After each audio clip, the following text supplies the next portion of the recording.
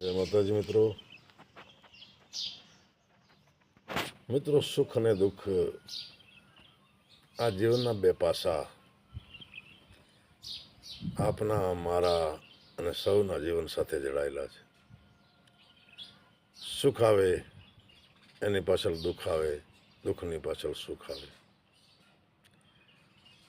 ઘણા એવા હોય બિચારાના દુઃખ જ હાલતા હોય, સુખ હોય જ નહીં. અને કેટલા એવા જેને સુખી સુખ કેટલી પેઢીઓ સુધી રહેતો હોય. એ પૂર્વના કર્મોને આધીન આપણે એને માનતા હોય. આવી જ એક વાત એક રાજાને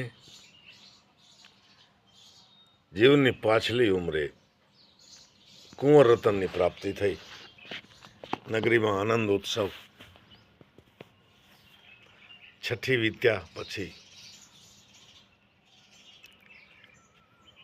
પ્રજાના માણસો બધાએ કુંવરને પહેરામણી કરવા માટે, ભેટ સોગાદો રાજાને આપવા માટે એવું રાજાએ આયોજન કર્યું.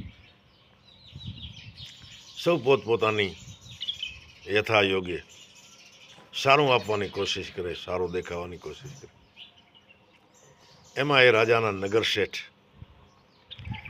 નગરશેઠ પાસે એક તો હોદ્દો મોટો, અને રાજાને અપેક્ષા હોય કે કંઈક સારો આપશે. નગરશેઠ પોતાની હવેલીમાં એમ થયું કે રાજાની કચેરીમાં જવું છે, સભામાં જવું છે, તો કંઈક કપડે લતે. એટલે હજામને બોલાવી અને વાળ કપાયા. એનાથી પહેલાં એક કવર લઈ એમાં સાચા મોતીનો હાર નાખી અને પોતે જે ગાદલા ઉપર બેઠેલા એ ગાદલાની નીચે રાખેલો. શેઠને એમ કે તૈયાર થઈ અને પછી આ કવર લઈ અને કુંવરને પહેરામણી કરશું. હવે મિત્રો ત્યાં કવર બે પડ્યા હતા. એકમાં એ હાર હતો, એક ખાલી કવર, બે એક જેવા છે. હજામે વાળ કાપ્યા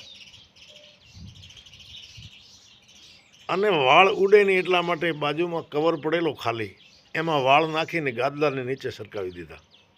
કોણે? આ હજામે. હજામને ખબર નથી કે હું કેટલો શેઠનો અહિત કરી રહ્યો છું. એને એમ કે વાળ ઉડે નહીં એટલા માટે. મિત્રો કેવો બન્યો? શેઠ નાહી ધોઈ તૈયાર થઈ, સારા કપડાં પહેરી અને કવર લેવાને હાથ ગાદલા નીચે નાખ્યો. એટલે હારવાળો કવર ગાદલા નીચે રહી ગયો ને આ વાળ ભરેલો કવર લઈ અને શેઠ હાલ્યા ગયા. ત્યાં હજારો પ્રજાજનોની વચ્ચે શરૂઆત નગર શેઠથી જ કે કરો. કવર આપ્યો, કવર ખોલ્યો, અંદરથી વાળ નીકળ્યા. મિત્રો જો તો વિધિ કેવો કરાવે છે. કાં તો ભગવાન પરીક્ષા લેતો હતો. આ શેઠને એ જ ટાઈમે રાજાને રીસ ચડવાથી પહેરેલા કપડે શેઠ અને શેઠાણીને દેશ નિકાલ કરવામાં આવ્યા. જ્યાં સુધી રાજાની હદ હતી એ હદથી બારે મૂકવામાં આવ્યા. હવેલીને તાળો મારવામાં આવ્યો. મિત્રો બહુ મોટો દ્રોહ થઈ ગયો. શેઠ ને શેઠાણી અમીર માણસ, જિંદગીમાં જેણે કોઈ દી તડકો જોયો નથી. મિત્રો કેવો બન્યો અજાણ્યા રાજમાં. પણ શેઠ બહુ વિદ્વાન હતા, જ્ઞાની હતા.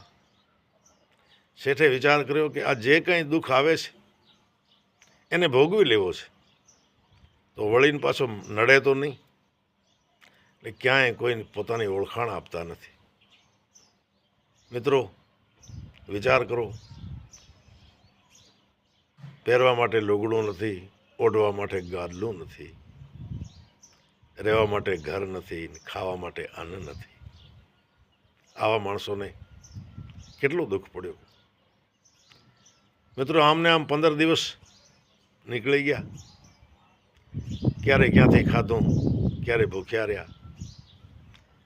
શેઠાણી કે શેઠ ક્યાંક ઓળખાણ તો દો. ના, ઓળખાણ નથી આપવી, ભોગવી લેવો શેઠાણી, મારે ગુરુએ શીખડાવેલો છે.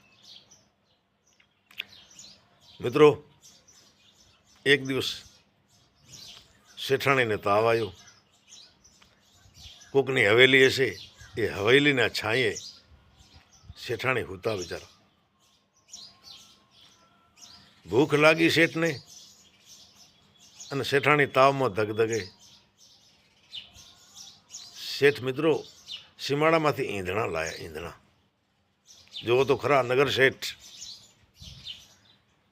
એ નગરીમાં વેચી એના જે 2 આના 4 આના આવ્યા એનાથી એણે ખીચડી વેચાતી લીધી. એટલે મગની દાળ ને ચોખા કોઈ માટીની એવી હતી, એમાં એને રાંધ્યા.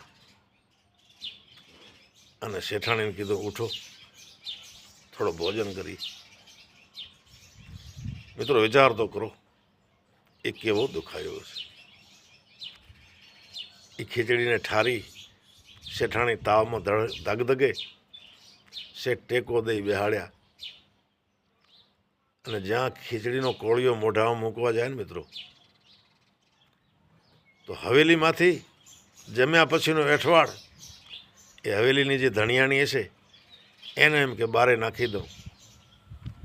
મિત્રો શેઠ અને શેઠાણીની ખીચડીમાં આવી એઠવાડ પડ્યો. મિત્રો શેઠાણીના મોઢામાંથી રાડ નીકળી ગઈ. એક તો 2 દિવસે આ ભોજન મળતો હતો એમાં એઠવાડ પડ્યો. અને મિત્રો શેઠ ખડ ખડ ખડ હસવા માંડ્યા. શેઠાણીએ કીધું તમને આવો આવે? રોતા રોતા કીધું શેઠાણી દુઃખના દી પૂરા થઈ ગયા, આનાથી માથે કોઈ દુઃખ હોય જ નહીં. હવે મિત્રો આ બાજુ એવું બન્યું, રાજાનો હુકમ થયો કે શેઠની હવેલી નીલામ કરવાની છે. તો ખોલો તાળા, અંદર શું મિલકત છે જોઈએ. શેઠ સાથે અમીરો એમના અધિકારીઓ હવેલીની જાંચ કરે છે. ગાદલોને ઊંચો કરતાં અંદરથી એક કવર નીકળે. કવરમાં એક સાચા મોતીનો હાર, એના ઉપર લખેલું શેઠ રાજાના કુંવરને પેરામણી તરીકે. વિચાર કર્યો કે તો વાળ ક્યાંથી આવ્યા? આમાં તો આવું લખેલું છે. આજામને બોલાયો. આજામે કીધું કે હા, શેઠના મેં એ દિવસે વાળ કાપ્યા હતા અને એ વાળ મેં કવરમાં રાખીને મને એમ કે ઉડે નહીં એટલે ગાદલા નીચે મેં સરકાયા હતા. મિત્રો રાજાને સાચી વાતની જાણ થઈ. બહુ પસ્તાવો થયો. મારતે ઘોડે સવારોને રવાના કર્યા, ગમે ત્યાંથી ગોતીને લાવો. આ બાજુ શેઠ ને શેઠાણી